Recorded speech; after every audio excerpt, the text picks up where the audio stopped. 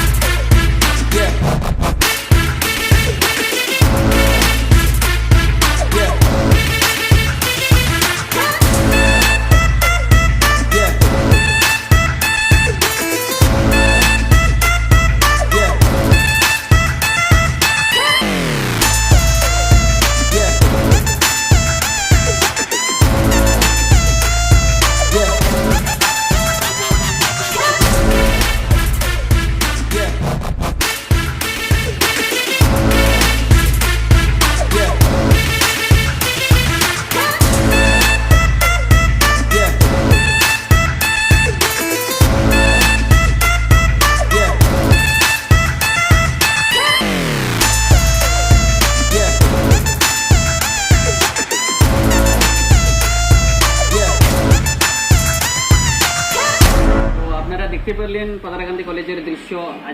আজকে ওই দৃশ্যতে আপনারা তো বুঝতে পারছেন কেমন চলছে আমাদের এই স্বচ্ছ ভারত অভিযানের কাজ। প্রায় 2 মাস ধরে চলছে।